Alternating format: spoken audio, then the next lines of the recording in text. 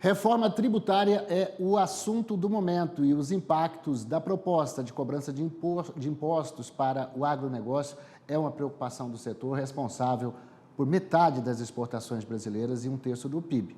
Para falar sobre a proposta, nós vamos conversar agora com o Janser Murayama, advogado especialista em direito tributário voltado ao agronegócio. Jansen, muito boa tarde, muito bem-vindo aqui ao nosso canal Agro Mais.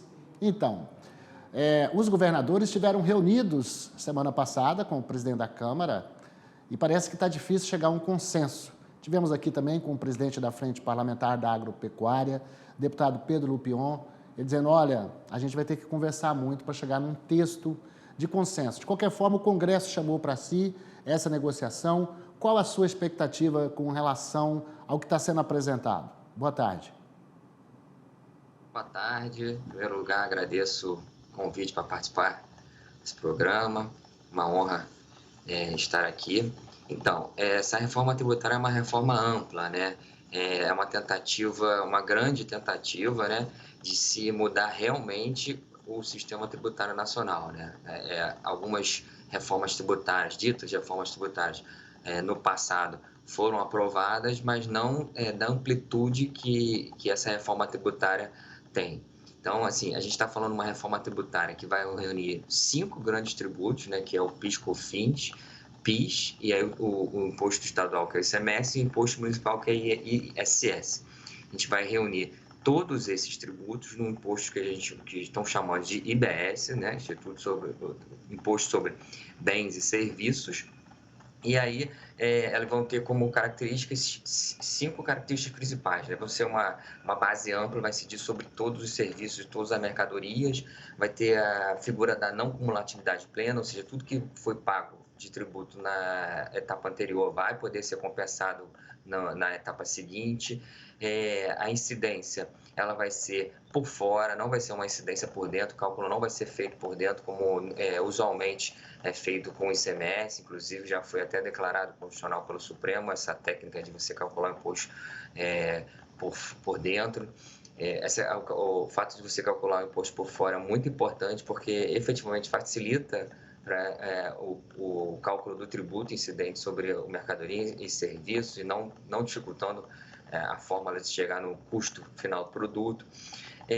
Uma grande característica, a quarta e a última, seria que o imposto vai ser recolhido no destino, que os nós tributaristas chamamos de princípio do destino, gradualmente deixa de ser recolhido no estado de origem, passa a ser recolhido no estado de destino. E, por fim, uma coisa que já existe, mas que vai ser mantida, é a desoneração da exportação. Então, esse tributo, eu chamaria, esse novo tributo, eu destacaria essas 5 grandes características que estão sendo analisadas e vão ser votadas pela Câmara. Em relação ao agronegócio, é importante lembrar que...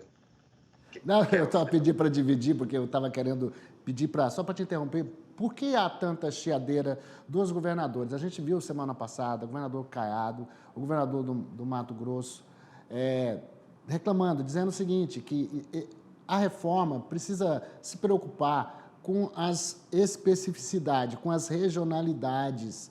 O Caiado estava citando, por exemplo, que na perda do IPI, os estados hoje recolhem uma parte desse IPI, então, estava falando, a União teria que compensar os estados, essa é vamos dizer, uma reivindicação dos governadores, acho que na faixa, não sei se é de 70 bilhões de reais ano, e o governo parece que estaria disposto a 40. Por que é tão sensível para os estados a reforma tributária? Então, a reforma tributária ela é sensível porque a partir do momento que você cria uma simplicidade, uma simplificação da reforma tributária e olha para o lado contribuinte, por outro lado, ela impacta no bolso dos estados, né? Tanto no bolso da União, como nos estados e no município. Então, a partir do momento em que você mexe na arrecadação, você tem que olhar também a destinação do produto da arrecadação. E hoje existe uma conta, essa conta ela é feita, a gente sabe quanto é que é do imposto de renda fica com os estados, quanto é que do IPI fica com os estados, quanto é que é o valor do ICMS, que é arrecadado e é destinado aos estados e também aos municípios, quanto é que é o valor do ISS arrecadado pelos municípios. Eles sabem, hoje em dia a gente tem acesso a essas contas, porque são as contas que são feitas diariamente, a gente tem acesso tanto do ano passado, ano retrasado, desse ano. A partir do momento em que você muda tudo isso, você junta todos os tributos num tributo só, você tem medo de que a sua arrecadação, ou seja, a destinação, não a arrecadação, né, mas a destinação do produto da arrecadação seja inferior ao valor arrecadado atualmente. E aí, a partir do momento em que a gente estabelece isso, apesar do projeto ele tá sendo feito por fases gradualmente, ter essa previsão, a gente não sabe, afinal de contas, quanto é que vai ficar para cada estado. E aí estão sendo feitas simulações e, para isso, os estados eles estão querendo se resguardar. E como é que eles podem se resguardar? A partir do momento em que é criado um fundo que vai justamente ser destinado a cobrir eventuais perdas de arrecadação. A partir do momento que você perde arrecadação, você perde o seu poder de investir, de dar aumento para os seus servidores, de atrair novos investimentos. E por isso a reforma tributária ela é tão sensível aos nossos governadores e aos nossos estados, aos municípios. Os estados a gente sabe que sempre vem enfrentando de longa data uma dificuldade, né, de financeira e estão sempre pedindo ajuda para a União. Então, esse olhar, por isso justifica esse olhar mais atento dos estados. Jansen, semana passada, na sexta-feira, teve aqui a senadora Soraya Tronic, ela é presidente da Comissão de Agricultura, e falou sobre as expectativas dela sobre a reforma tributária. Eu vou chamar para a gente ouvir e depois para você comentar. Eu me preocupo com as reformas que estão tramitando e me sinto até suspeita para falar sobre isso. Por quê? Porque eu trouxe na campanha presidencial uma proposta de reforma tributária. Então, durante esse período agora, antes de votarmos o arcabouço fiscal, o que eu fiz junto com a minha equipe e trazendo, inclusive, o grande economista, professor Marcos Sintra, que foi meu candidato a vice e que embasou toda essa proposta de reforma.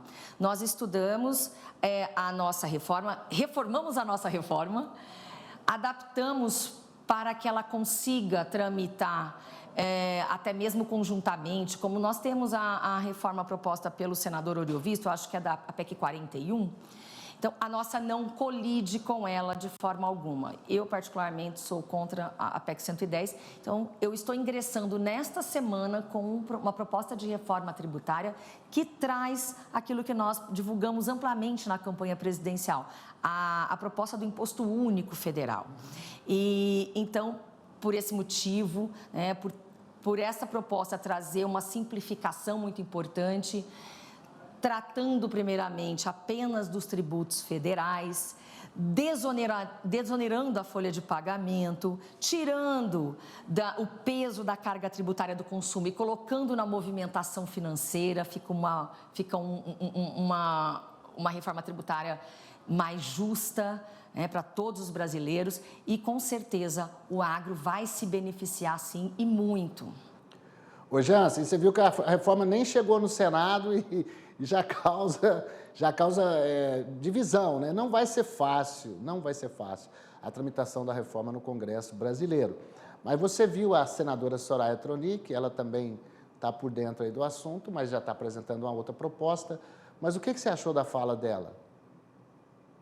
Então, eu concordo parcialmente, né? Eu acho que sim, a gente tem que mudar o foco da tributação. A tributação tem que passar dos produtos, das mercadorias, dos serviços para a renda. Assim, a tributação mais moderna no mundo afora, ela é feita sobre a renda e não sobre a mercadoria, sobre os bens, os produtos consumidos. Nessa parte eu concordo. Agora, tributar movimentação financeira, simples fato de haver uma movimentação financeira, não me parece ser a forma mais adequada de você colocar como fato gerador de um tributo. A gente já teve, no passado, um tributo incidente sobre movimentação financeira, que foi a CPMF, que começou com uma contribuição provisória, depois virou uma contribuição permanente sobre a movimentação financeira. E durante esse período a gente viu que não era uma tributação muito adequada. Ela acaba que tributa que pune as pessoas que movimentam mais dinheiro, mas isso não significa que ela tem mais capacidade contributiva, que é um grande princípio constitucional nosso, no nosso sistema tributário. Então, concordo com ela em relação a tributar a renda e desonerar não só as mercadorias e os serviços, mas também principalmente a folha, salários, mas não me parece que a experiência que a gente teve com a tributação da movimentação financeira nos trouxe muitos benefícios, não me parece que seria o melhor caminho.